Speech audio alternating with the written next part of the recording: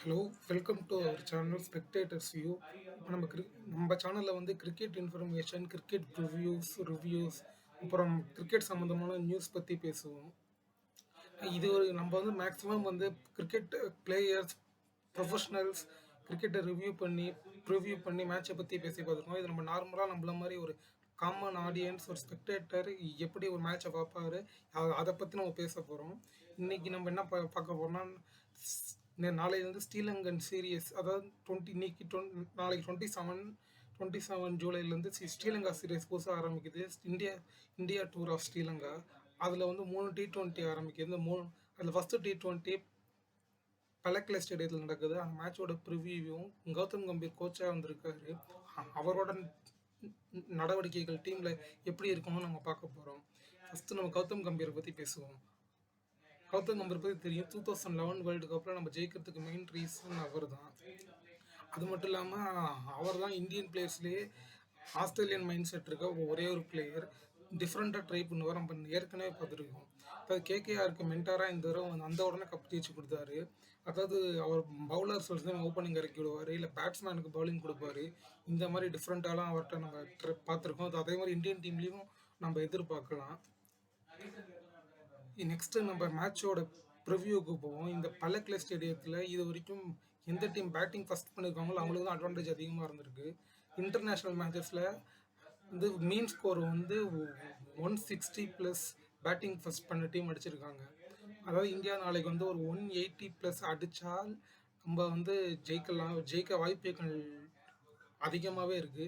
என்னதான் ஸ்ரீலங்காட்ட வந்து base attack வந்து நல்லா இருந்தாலும் நம்மளோட பேட்ஸ்மேனும் நாளைக்கு கன்ஃபார்ம் பண்ணுவாங்க. நான் முதல்ல இப்போ இந்தியன் டீமோட ஸ்குவாடை, T20 ஸ்குவாடை சொல்கிறேன். Suryakumar Yadav, Shubman Gill, captain and vice captain அவங்க தான். யசஸ்வி ஜெய்ஸ்வால், ரிங்கு சிங், ஷிவம் டூபே, ரிஷப் பந்த், ஹர்திக் பாண்டியா, ரியான் பராக், அக்சர் பட்டேல், வாஷிங்டன் சுந்தர், ரவி பிஷ்னாய், ஹர்ஷ்தீப் சிங், கலீல் அகமது, முகமது சிராஜ். இதில் வந்து புதுசாக சில பிளேயர்ஸை ட்ரை பண்ணுறாங்க. ஏன்னா ரோஹித் கோலி ரிட்டையர்மெண்ட்டுக்கு அப்புறம் நம்ம எப்படியும் கில்லையும் யசஸ்வி தான் ஓப்பனிங் இறக்கி விடுவாங்க. ஐ திங்க் ரிஷப் பந்தை வழக்கம் போல் ஒன்றை இறக்கி விடுவாங்க நாங்கள் நினைக்கிறேன். அது மட்டும் இல்லாமல் இன்னொரு விஷயம் என்ன, கலீல் அகமதை எதுக்கு எடுத்தாங்கன்னே தெரில. ஏன்னா அவருக்கும் சான்சஸ் இந்தியன் டீமுக்கு பல வருஷமாக உள்ளே கொடுத்து பார்த்துட்டாங்க. அவர் வந்து அந்தளவு பெருசாக ட்ரை பண்ணல. அவருக்கு சான்ஸ் கொடுக்கறதுக்கு பதிலாக நம்ம வந்து T20 ஒன் டே ஸ்குவாடில் ஹர்ஷித் ராணா எடுத்திருக்காங்க. அவரை நம்ம T20 ஸ்குவாடில் எடுத்துருக்கலாம். இல்லைன்னா நம்ம தங்கராஜ் நடராஜன், நம்ம ஊருக்காரரை அவரையும் ஸ்குவாடில் எடுக்கல. அவரும் ஒரு லெஃப்ட் ஆர்ம் பேசர் தான், நல்ல லெஃப்ட் ஆர்ம் பேசர். அவரோட பர்ஃபார்மன்ஸ் இந்த ஐபிஎல்லே பார்த்தோம், செம்மையாக பண்ணியிருந்தார். அதே மாதிரி ரியான் பராக் இப்போ தான் சான்ஸ் கொடுக்க ஆரம்பிச்சிருக்காங்க. அவருக்கு இன்னும் 2-3 சீரியஸாவது சான்ஸ் கொடுத்துருவாங்க அவருக்கு. ஏன்னா இப்போ தான் டீமுக்குள்ளே வந்திருக்காரு. என்னதான் ஜிம்பாவே சீரீஸில் அவர் நினச்ச அளவு பெர்ஃபார்ம் பண்ணலனாலும் அவருக்கு சான்ஸ் கொடுத்து தான் ஆகணும். ஏன்னா நியூ பிளேயர் அவர். அதே மாதிரி இனிமேல் வாஷிங்டன் சுந்தர் தான் ஜடேஜாவோட ரோலை ப்ளே பண்ண போகிறாரு. சாரி சாரி அக்சர் பட்டேல் வந்து ஜடேஜாவோட ரோல் ப்ளே பண்ண போகிறாரு. வாஷிங்டன் சுந்தர் வந்து அவரும் பேட்டிங்கும் நல்லா பண்ணுவார், பவுலிங்கும் நல்லா பண்ணுவார். நம்ம தமிழ்நாடு மேட்சஸ்லேயே நம்ம பார்த்துருப்போம் நிறைய மேட்சஸ். ஸோ வாஷிங்டன் சுந்தர் வந்து ஒரு நல்ல ஆஃப் ஸ்பின்னராக இந்தியன் டீமுக்கு வருவார் ஃப்யூச்சரில். இந்த மாதிரி இந்த மாதிரி இந்த மாதிரி இப்போ பெரிய பிளேயர்ஸ் ரிட்டையர் ஆனதுக்கப்புறம் இந்த மாதிரி நியூ பிளேயர்ஸுக்கு நிறைய வாய்ப்பு கிடைக்கிது. அது மட்டும் இல்லாமல் முகமது சிராஜோட இதை பற்றி ஃபார்மை பற்றி நிறைய பேர் சொல்லிக்கிட்டு இருந்தாங்க T20. இது ஆனால் ரொம்ப தப்பு. முகமது சிராஜ் அவர் வந்து ஒரு அண்டர் ரேட்டட் பிளேயர். நிறைய பேர் அவர் வந்து ஓட்டிக்கிட்டு இருக்காங்க. அவர் ஒன் டெய்லி டெஸ்ட்லேயும் பிரமாதமாக பண்ணியிருக்காரு. T20 அவருக்கு சான்ஸ் கிடைக்கல. T20 இது வரைக்கும் அவருக்கு சான்சஸ் கிடைக்கல. இப்போ அவருக்கு அந்த சான்சஸ் கிடைக்கிறப்ப ஒரு இந்த மாதிரி சான்சஸ் யூஸ் பண்ணிப்பார். ஏன்னா அவருக்கு வேர்ல்டு கப்லேயும் அவரோ யாரும் சான்ஸ் கொடுக்கல.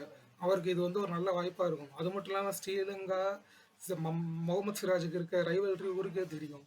எத்தனை தடவை ஸ்ரீலங்கா கதற விட்டுருக்காரு. ஏஷியா கப் ஃபைனலில் பார்த்தோம், அப்புறம் வேர்ல்டு கப்பில் பார்த்தோம். கன்ஃபார்ம் முகமது சிராஜுக்கு வந்து ஒரு நல்ல சான்ஸாக இருக்கும். அவர் கன்ஃபார்ம் யூஸ் பண்ணிட்டு மேலே வரணும். அதே மாதிரி ரவி பிஷ்னாய் ஜிம்பாவே சீரீஸ்லையும் நல்லா பண்ணார், இங்கேயும் நல்லா பண்ணுவார்னு நினைக்கிறேன். 27 ஒரு மேட்ச் இருக்குது, 28 மேட்ச் இருக்குது, அடுத்த மேட்ச் 30 இருக்குது.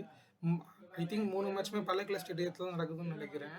இந்த இந்த இந்த சீரீஸ் வந்து சோனி ஸ்போர்ட்ஸ் தான் ப்ராட்காஸ்ட் பண்ணுறாங்க. ஸோ இந்த மேட்ச்சை வந்து நம்ம ஜெயிப்போம்னு எதிர்பார்க்குறோம். என்ன தான் ஸ்ரீலங்காவோட ஹோம் கிரவுண்டாக இருந்தாலும் நம்ம சைடு தான் காற்று நிறையா இருக்குது. ஏன்னா சூரியகுமார் யாதவ், சுப்மன் கில், அது மட்டும் இல்லாமல் யசஸ்வி ஜெய்ஸ்வாலுக்கு இது வந்து ஒரு இதுக்கு முன்னாடி வந்து ஆப்கானிஸ்தான் சீரீஸில் விளையாண்டாரு. சவுத் சவுத் அவரை வந்து ஆஸ்திரேலியன் சீரீஸில் போன வருஷம் ட்ரை பண்ணாங்க. அதுக்கப்புறம் அவருக்கு அவ்வளோ சான்ஸ் கிடைக்கல. அவருக்கும் இது வந்து ஒரு நல்ல வாய்ப்பாக அமையும். அப்புறம் world cup players Rishabh Pant இருக்காங்க. முக்கியமாக ஹர்திக் பாண்டியா ஆல்ரவுண்டர் இருக்காரு. ஸோ நம்ம தான் ஜெயிப்போம்னு எதிர்பார்க்கலாம். சேனலை மறக்காமல் சப்ஸ்கிரைப் பண்ணிக்கோங்க. இந்த கிரிக்கெட் இன்ஃபோக்கும் கிரிக்கெட் ரிவ்யூவுக்கும் நம்ம சேனலில் நியூஸ் எப்போவுமே வரும். தேங்க்யூ.